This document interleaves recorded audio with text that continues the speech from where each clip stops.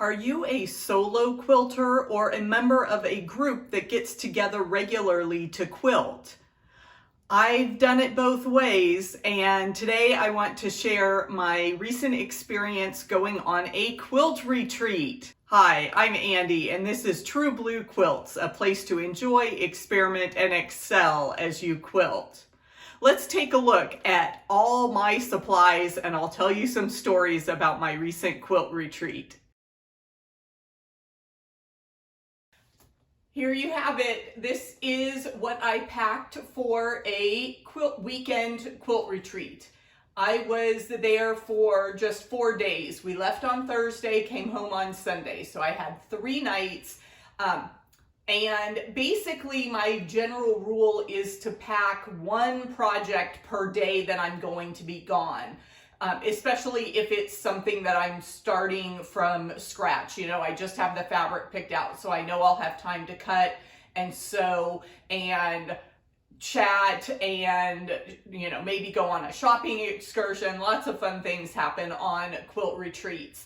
So if I have 1 main project for every day, plus a bonus probably, then I figure I can make some progress on my UFOs and not worry about getting bored or running out of things to do.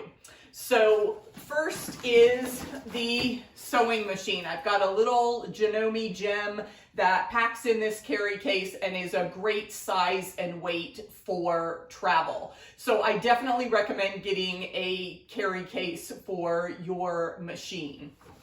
I also planned on starting some new projects, so I packed my AccuQuilt. So this is the cutter that I demonstrated in this video. I'll link it in the show notes and the card above. You can click on that and see my demo of my AccuQuilt. But the main part of the cutter is nice and wrapped up here, and I chose just a few of the dies that I knew I would need. So future videos will talk all about these projects, so stay tuned for that. Before I get to the rest of my projects, I did take this bin of all my Island Batik fabrics, and you will again see these projects coming up. I was working on a couple of the assignments for May and June projects for my Island Batik Ambassador program. So I'm really excited to share those, but I can't unveil them quite yet. So stay tuned for that.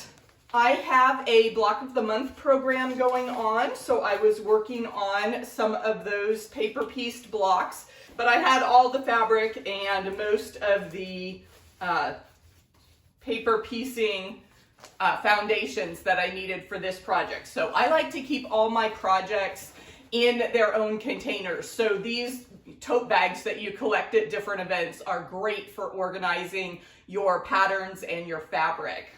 This project I did not get around to. Again, I've got all the fabric collected, but this is my Judy Niemeyer paper piecing project, and I've started step 1. And, you know, it's got all the instructions and all the fabric, so that was ready to go. I just didn't have the time, energy, or mental state to dive into that project. So that's on hold for another time. We had a great prize table set up, so I came home with some other fabric. That's always exciting. One of the special treats was this little bag that a friend made. She made little bags for every member that went on the quilt retreat. So that was so nice. So I had pulled out some red and green fabrics because we took some time at the retreat to talk about quilting panels and what we could do with different fabrics. So I wanted to have some fabrics ready. Again, I was busy with other projects. I was chatting with my friends who I hadn't seen in a few months, and I just never got around to cutting out this project. So if you have some ideas for Christmas panels, them in the comments below. I'd love to hear what you think of that project. So those were basically the main items for projects that I took with me on the retreat. You always want to have your notions ready. So, here's my fancy Ziploc bag with extra bobbins, extra thread, my rotary cutter, my scissors, tape measure, pen, charging cable, safety pins, straight pins, everything went into this bag. So hopefully you're a little more organized and have a prettier system for transporting all those little notions that are so useful for a quilt retreat or anytime you're sewing away from home.